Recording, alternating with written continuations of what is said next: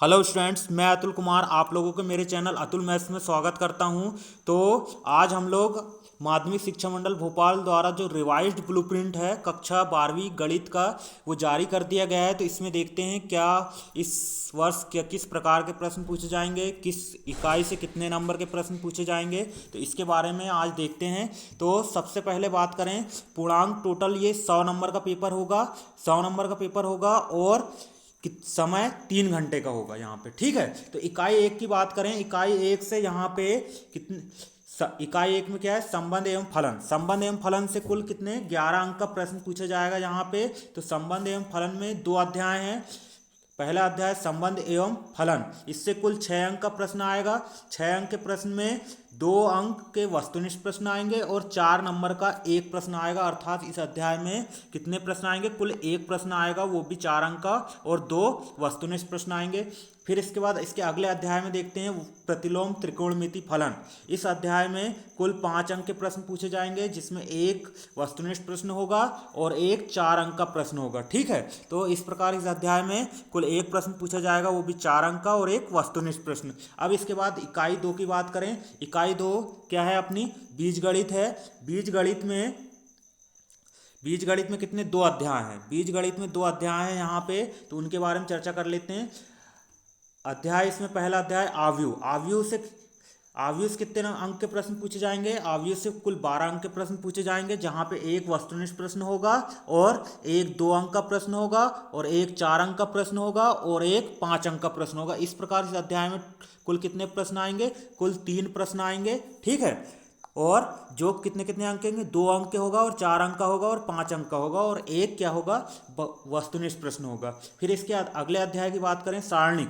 सारणिक से 5 अंक का प्रश्न पूछा जाएगा और इसमें एक वस्तुनिष्ठ प्रश्न होगा और एक 4 अंक का प्रश्न होगा। अर्थात इस अध्याय से कितने 4 अंक का केवल और केवल एक प्रश्न आएगा और एक वस्तुनिष्ठ प्रश्न आएगा। अब इसके बाद इकाई 3 की बात करते हैं यहाँ पे।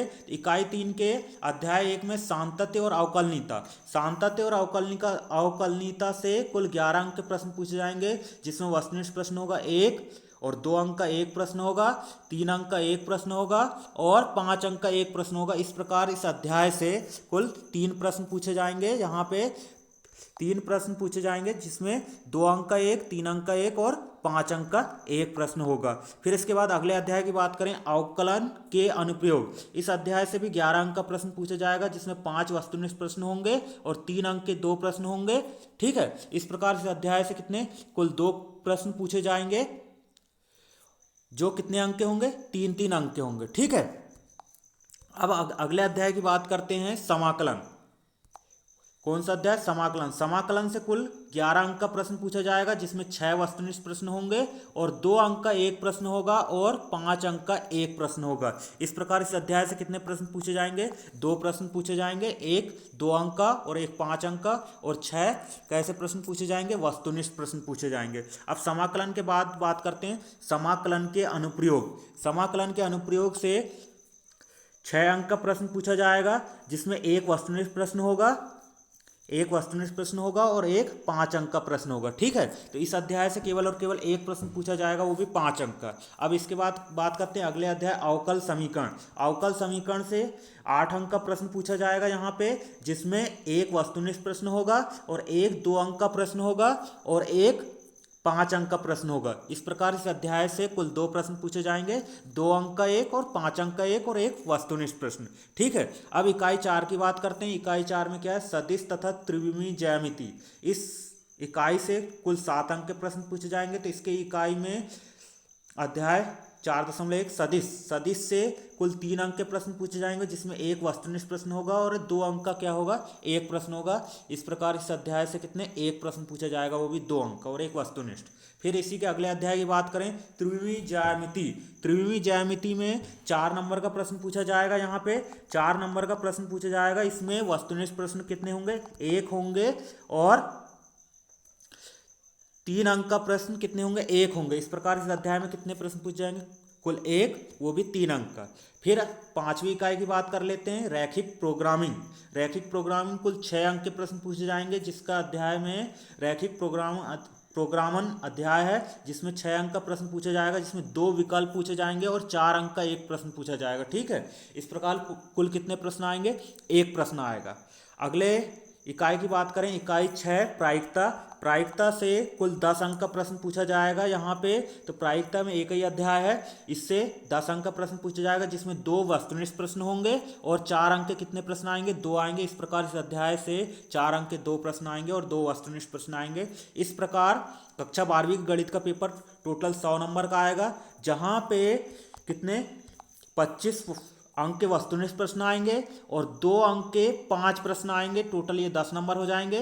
3 अंक के 4 प्रश्न आएंगे। ठीक है, ये 12 हो गए और 4 अंक के 7 प्रश्न आएंगे। ठीक है, तो ये 28 हो गए और 5 अंक के 5 प्रश्न आएंगे। इस प्रकार ये 25 हो गए। तो कुल अपने कितने अंक हो जाएंगे?